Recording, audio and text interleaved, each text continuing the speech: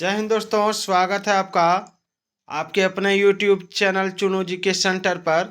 और आज जो टॉपिक है वो है श्वसन तंत्र और परिसंचरण तंत्र। श्वसन तंत्र और परिसंचरण तंत्र से मैं लगभग 100 प्रश्न लेकर आया हूँ, जो वन लाइनर में है और घटना चक्र जीएस पॉइंटर बुक से है, जो बहुत ही इम्पोर्टेंट बुक है आपकी कोई भी परीक्षा की तैयारी के लिए, चाहे वो एसएससी हो, जेएसएससी हो, पीपीएससी हो, बीएसएससी हो, या कोई भी परीक्षा की तैयारी आप कर रहे हैं तो उसके लिए ये बहुत ही इम्पोर्टेंट होने वाली है। तो चलिए, पहला सवाल श्वसन तंत्र से है कि स्तनधारियों में श्वसन होता है फुफ्फुस यानी फेफड़ा द्वारा, और फेफड़ों में गैसीय विनिमय का स्थल है एल्वियोली। कौन है? एल्वियोली।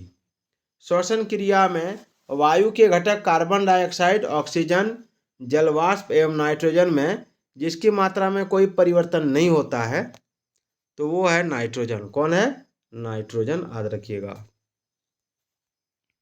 मानव शरीर में ऑक्सीजन का अभिगमन होता है तो रक्त के द्वारा, फुफ्फुस के द्वारा, ऊतक के द्वारा। तो अभिगमन का सही अनुक्रम क्या है? तो पहले फुफ्फुस, तब है रक्त, तब है ऊतक। चलिए, जब रक्त में ऑक्सीजन की सांद्रता में कमी आती है तो श्वास की गति क्या होती है? बढ़ जाती है। कार्बन मोनोऑक्साइड विषाक्तता मुख्यतः प्रभावित करती है किसको? तो रक्त की ऑक्सीजन को वहन करने की क्षमता को। जैव रूपांतरण जो मानव शरीर को अधिकतम ऊर्जा प्रदान करता है वो एटीपी या एडीपी कहलाता है। श्वसन में ऊर्जा उत्पादित होती है एटीपी के रूप में। हृदय, फेफड़ा, यकृत और वृक्क में से मानव शरीर का वह अंग जो शरीर ताप को नियंत्रित रखता है फेफड़ा कहलाता है। अब हम लोग चलते हैं परिसंचरण तंत्र से जुड़े महत्वपूर्ण सवालों को देखते हैं। मानव हृदय कितने चैम्बर्स का बना होता है? केवल 4। एक स्वस्थ व्यक्ति का हृदय 1 मिनट में औसतन धड़कता है 72 बार। हृदय आराम करता है 2 धड़कनों के बीच। सीने में दर्द, पसीना एवं जी मिचलाना, बाह में दर्द एवं झंझनाहट और टांगों में दर्द में से वह लक्षण जो हृदयाघात यानी हार्ट अटैक से संबंधित नहीं है तो है टांगों में दर्द। निम्न में से हृदयाघात के सटीक लक्षण हैं जी मिचलाना, तेज पसीना आना, सिर दर्द और सीने में तेज दर्द। तो इसमें हो जाएगा 1, 2 और 4। मानव हृदय में कक्ष होते हैं 4। हृदय स्पंदन एक विद्युतीय तरंग द्वारा निष्पादित होता है जो उपजती है हृदय में। मानव कलाई में नाड़ी स्पंदन करती है हृदय के बराबर।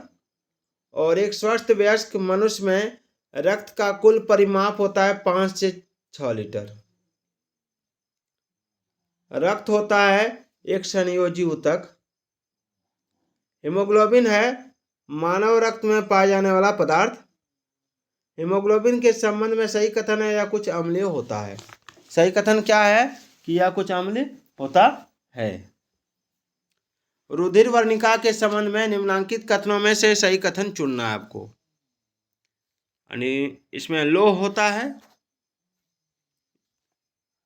एक जरा छोटा करते हैं, हाँ, इसमें लोह होता है या रक्त को लाल रंग प्रदान करता है, ये भी सही है, ये भी सही है। या कुछ रोगों के प्रति प्रतिरक्षा प्रदान करता है, ये गलत है। और यह रक्त में ऑक्सीजन का वाहक है। हीमोग्लोबिन रुधिर वर्णिका के संबंध में बोल रहा है, यह रक्त में ऑक्सीजन का वाहक है, तो ये सही है। शरीर में हीमोग्लोबिन का काम है ऑक्सीजन का परिवहन करना। क्लोरोफिल, कोलेजन, केराटिन एवं मायोग्लोबिन में से वह प्राकृतिक पदार्थ जिसमें लोह का विद्यमान होता है मायोग्लोबिन है। वह प्राणी जिसके जीव द्रव में हीमोग्लोबिन का विलय हो जाता है केंचुआ कहलाता है। रक्त में लाल रंग होता है हीमोग्लोबिन के कारण, और लाल रक्त आरबीसी का रंग होता है हीमोग्लोबिन के कारण। रक्त शरीर में यह कार्य करता है कि सारे शरीर में ऑक्सीजन पहुंचाना। मनुष्य का औसत रक्तचाप सामान्यतः होता है 120/80। चलिए, स्वस्थ मनुष्य का रक्तचाप सिस्टोलिक व डायस्टोलिक होता है 120 मिलीमीटर व 80 मिलीमीटर। रक्तदाब का मापक यंत्र है स्फिग्मोमेनोमीटर। किसी व्यक्ति का रक्तचाप 140 mmHg है तो इस उल्लेख में Hg से तात्पर्य है मरकरी से।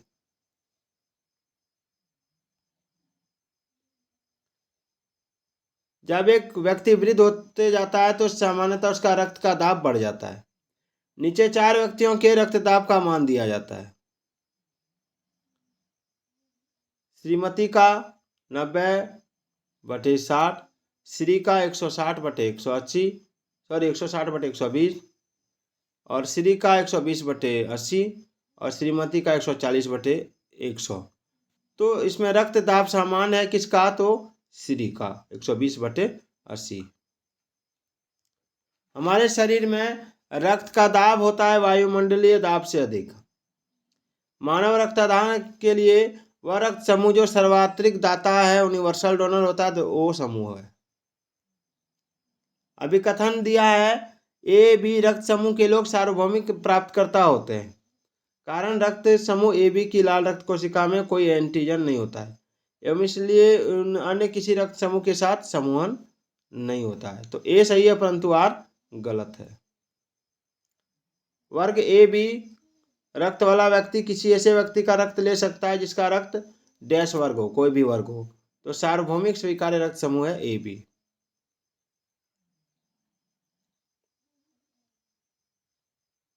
ए बी रक्त वाले व्यक्ति को कभी कभी सार्वत्रिक रक्त अदाता कहा जाता है क्योंकि उसके रक्त में प्रतिपिंड यानी एंटीबॉडी का अभाव होता है। चलिए आगे बढ़ते हैं। एक व्यक्ति जिसका रक्त समूह ए है सड़क दुर्घटना में गंभीर रूप से घायल हो जाता है, चिकित्सक रक्तदान की सलाह देते हैं तो उसके रक्त संबंधियों को रक्तदान हेतु कहा जाता है। जिनके रक्त समूह इस प्रकार पाए गए हैं: पत्नी का ओ, भाई का ए बी, पुत्र का ए, पुत्री का ओ। तो उपयुक्त में से वे संबंधी जो उस घायल व्यक्ति को रक्तदान हेतु रक्तदान कर सकते हैं तो 1, 3 और 4, ए बी नहीं होगा। आधान यानी ट्रांसफ्यूजन में रक्त न केवल रक्त के प्रकार में बल्कि डैश में भी संगत होना चाहिए, RH कारक में।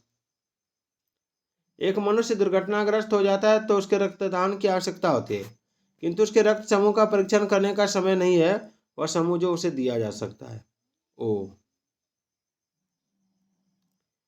अज्ञात रुधिर वर्ग का एक व्यक्ति गंभीर रूप से दुर्घटनाग्रस्त हो जाता है और उसे तुरंत रक्त आधान की जरूरत पड़ती है तो अस्पताल में आसानी से उपलब्ध रुधिर वर्गों में से वह रक्त जिसका आधान के लिए उपयोग सुरक्षित होगा तो O और RH।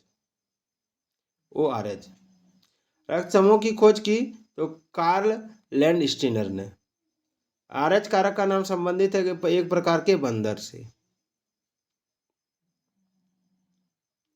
एक विवाहित दंपति ने एक बालक को गोद लिया। इसके कुछ वर्ष बाद उपरांत उन्हें जुड़वां पुत्र हुए। दंपति में एक का रक्त का ए बी पॉजिटिव है, दूसरे का ओ नेगेटिव। तीनों पुत्रों में से एक का रक्त वर्ग ए पॉजिटिव, दूसरे का बी पॉजिटिव और तीसरे का ओ पॉजिटिव। तो गोद लिए गए पुत्र का रक्त वर्ग है ओ पॉजिटिव। यदि एक पिता का रक्त वर्ग ए है और माता का ओ तो उनके पुत्र का रक्त वर्ग हो सकता है ओ या ए। माता गर्भस्थ शिशु RH रक्त प्रकार विसंगति की समस्या उत्पन्न हो सकती है यदि माता डैश है एवं इसका गर्भस्थ शिशु RH हीन, इसमें हो जाएगा RH हीन है, इसमें RH सहित है। किसी एक सामान्य व्यक्ति के रक्त का pH स्तर होता है 7.35 से 7.45 तक और मनुष्य के शरीर के रक्त का pH मान लगभग 7.4 तक होता है। प्रतिजन यानी एंटीजन वह पदार्थ है जो प्रतिपिंड यानी एंटीबॉडी के निर्माण को उद्दीपित करता है। प्रतिजन ऐसा पदार्थ है जो प्रतिरक्षा तंत्र को परिवर्तित करता है। एंटीजन्स की मूल विशेषता वे प्रतिरक्षाओं के निर्माण को प्रेरित करते हैं। शरीर में RBC, WBC रक्त प्लाज्मा और हीमोग्लोबिन में से वह जो संक्रमण से हमारी रक्षा करता है WBC है। सफेद रक्त कण का मुख्य कार्य है रोग प्रतिरोधक क्षमता धारण करना। मानव शरीर में बी कोशिकाओं और टी कोशिकाओं की भूमिका का सर्वोत्तम वर्णन है। वे शरीर को रोगजनकों द्वारा होने वाले रोगों से बचाती है। रुधिर के प्लाज्मा में एंटीबॉडी निर्मित होती है लिम्फोसाइट के द्वारा। मनुष्य के शरीर में लिम्फोसाइट्स का निर्माण होता है तिल्ली यानी प्लीहा यानी थाइमस ग्रंथि में और अस्थि मज्जा आदि में। प्रतिरक्षा का सर्वाधिक संबंध है लिम्फोसाइट से। मानव रक्त की श्यानता का कारण है रक्त में प्रोटीन। मानव के श्वेत रक्त कणों का व्यास होता है लगभग 0.007 मिलीमीटर। रुधिर में श्वेत रक्त कणिकाओं की अत्यधिक मात्रा में उपस्थिति को रोग विज्ञान की भाषा में कहते हैं ल्यूकेमिया। लाल रक्त कणिकाएं मुख्यतः बनती हैं अस्थि मज्जा में। डब्ल्यूबीसी का बनना तथा आरबीसी का विनाश होता है तो प्लीहा में। रक्त में शर्करा का स्तर सामान्यतः प्रदर्शित किया जाता है मिलीग्राम प्रति डेसीलीटर के रूप में। हृदय को रक्त का संभरण करने वाली धमनियां कहलाती हैं हृदय धमनियां। रक्त का थक्का बनने में फाइब्रिनोजिन को फाइब्रिन के रूप परिवर्तन में भाग लेने वाला एंजाइम है जो थ्रोम्बिन कहलाता है। वह शारीरिक प्रक्रम जिससे थ्रोम्बिन का संबंध रक्त जमाव कहलाता है। प्लाज्मा में जल का प्रतिशत होता है लगभग 90%। सामान्य व्यक्ति में रक्त के संदर्भ में सही कथन है तो रक्त में डब्ल्यूबीसी की तुलना में विषाणु अधिक होते हैं। कटे स्थानों से रक्त प्रवाह रोकने के लिए फिटकरी का प्रयोग किया जाता है। रक्त एक कोलॉइड निकाय जिसमें ऋणावेशित कोलॉइड कण होते हैं और फिटकरी के एल्यूमिनियम आयनों की स्कंदन शक्ति अधिक होती है तो रक्त स्कंदित हो जाता है। तो ए एवं आर दोनों सही है तथा आर ए की सही व्याख्या करता है। वह देश जिसके वैज्ञानिकों ने एक ऐसा कृत्रिम रक्त बनाया जो प्लास्टिक रक्त की किस्म है तो ब्रिटेन। चलिए कल का टॉपिक रहेगा आपका उत्सर्जन तंत्र। तो आज का ये टॉपिक आपको कैसा लगा कमेंट करके जरूर बताइएगा। तो फिर मिलते हैं। जय हिंद जय भारत।